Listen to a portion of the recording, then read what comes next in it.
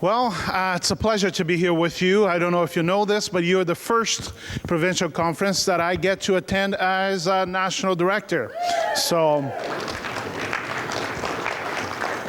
And you have spoiled me, so I don't know if the other ones can live up to to what you have done. It's been fantastic to be here from the first day where we heard about engaging with the Word of God through prayer, the Lord's Prayer, how phenomenal it has been. The conversations I had in a hallway and with many of you have been really good.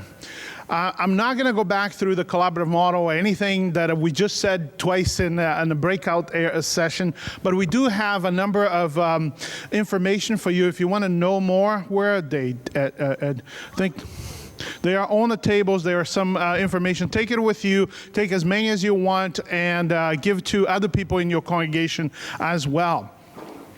But I wanted to talk a bit about what is God calling us as MBs to be. I love the theme, Come to the Table. I really do, because it gives us this sense of family, of coming together.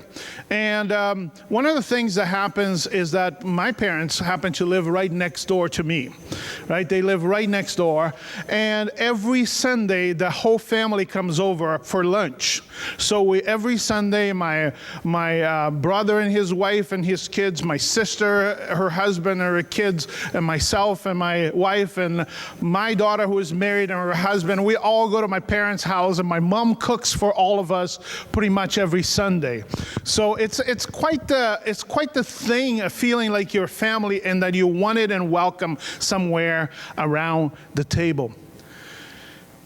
And it's good to build a table for us to come as a family. It's good to have the table. But what if God is calling the MBs to not just build a table, but actually take the table to where tables don't exist? What if He's inviting us to have and set up a table where other people that don't feel welcome and invited, that don't know what it means to be part of a family, need to realize, hey, there is something here for us. So as we engage with the theme, Come to the Table, we can also think from that perspective as well. What is God saying to us as MBs? What are the new adventures, the new places that God is calling us? One of the texts that I've been intrigued by, and if you've been around me, you've probably heard me preach on it. It's John chapter 4. It was mentioned here last night. John chapter 4 talks about this encounter of Jesus with the Samaritan woman. And in this encounter with the Samaritan woman, Jesus actually encounters someone that is completely different than he is.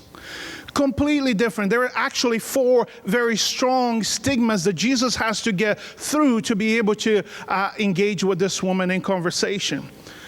The first of the stigma is that she is Samaritan, that is the Samaritan. Right?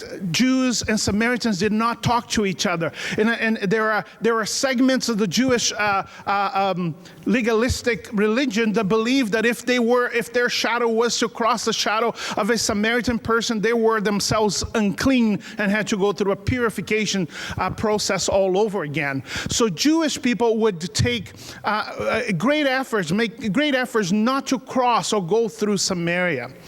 But in this encounter, John chapter 4, Jesus goes to Samaria. Not only goes to Samaria, it says that he sat by the well. He stayed there. So what if God is calling us as people of God, as MBs around this world? Where is He calling us to go and sit? Where a presence doesn't exist. Where people are different than us. People don't understand or think the same way we do. What is the call of God for us? So there was this racial stigma that happened that Jesus had to get over, get past this separation between, so he can have this conversation with the Samaritan woman. But what if he didn't? But Jesus not only came to Samaria, but he sat. Where is our presence needed? I love the Derek presentation yesterday where he said he felt God calling him to a place where nobody was. And there he sat. The second thing that happens is that Jesus has to deal with, it's a gender issue. Man and women did not really talk to each other. This doesn't matter if it was a Samaritan woman. She was a woman. And women in the time of Jesus were counted as, they were ownership of either their parents or their husbands. They were counted with animals. They would say he would have so many heads of cattle and 2 wives. That's how women were counted. But Jesus comes and talks to this woman, and she refers to it when she says to Jesus, "Are you talking to me, a Samaritan woman?" she says. "I am both Samaritan and I am a woman." On top of being a woman, a Samaritan woman was considered in a religious way to be a continuous menstruous. In other words, any Jewish man who would get close enough to a Samaritan woman would be impure and unclean. So Jesus, how does Jesus respond to this? He values her. He turns to her and he says to her, "Hey, can you give me water?" This is the same Jesus that later said, "If you were to ask me water, I would give you one that's very different than this, but right now I need you. Can you give me water?" He values her. Where's God calling us? What are the places where people need to feel that they are valued? Where are the places where God is saying to the Ontario Conference and to the Canadian Conference, to the MB Church in general, come this way, because there are people who feel that they are nothing. They need you to value them. Third, there is a social stigma.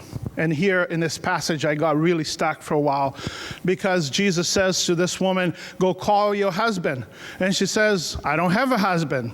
And Jesus says this, "You had 5. The one you have is not yours." I would say, Jesus, some sensitivity training would be nice, you know? You don't rub salt in a wound. This woman is being very vulnerable, and here you are kind of pushing the issue. I felt really upset at this text for a while as I was having conversation with Jesus saying, "I don't like this. I would never treat a person like this, Jesus." But I began to realize in reading history books that it's not a woman who divorces a man. It is a man who divorces a woman. And sometimes for the only fact that she could not bear a child, a man could go to their religious leaders and request a letter of divorce because this woman would never bring him offsprings. So when Jesus said you had 5, what Jesus was saying, I understand your story. I understand your story of abandonment. I understand that you didn't dream that you would not be married and that you will have to shack up with somebody to feel loved. I understand that sometime you pursued something and you had a dream, but it didn't come true. 5 times you were abandoned. He understood her story. Who is God calling us as MBs to understand their story? What is the challenge for us? To lift our eyes beyond our circumstances, to lift our eyes beyond our own context and say, hey, over there, I need to get to know that story. And the fourth issue that Jesus encounters is a religious issue. The woman says to Jesus, hey, now that we established that you're some kind of divine person, that you can tell me I have 5. Now that we established that, tell me, what is right? We worship over here in the mountains. You guys worship over there in Jerusalem. Which one is right? Which one? Tell me. What she wanted to know is, what is the method of worship? How does Jesus respond? He did not engage her in theological debate. He simply moved her focus from the method of worship to the subject of worship. That's what he did. He moved her focus from the method of worship. It's neither here, it's neither in Jerusalem, but here the time is coming. The time is now. The true worshipers will worship him in spirit and in truth, and the Father's pursuing those. So he says, stop thinking about the method, start thinking about the subject of worship. It is about him. Come to him. How many confused people have spiritual questions that have not been answered in a proper way? The God is saying, hey, come, help them move their focus from the method to the subject. that they stop thinking it's what we do to it's who I pursue. So when I take on this role as national director, this passage challenges me. We can strategize as much as we want, and I'm pretty good at that. My head spins with the strategies. We can think about money, we can create budgets, we can do all kinds of things, but if we are not about the call of Jesus to those that are on the outside, we have missed the point completely. Completely. So as God strengthens us, as He calls us, as He unites us, as He tells us to collaborate, as He brings more funding into it, is not so we can be better resourced, but it is that we can go find the Samaritan woman by the well, the one who needs to find the subject of worship. Thank you for listening. May the Lord bless you.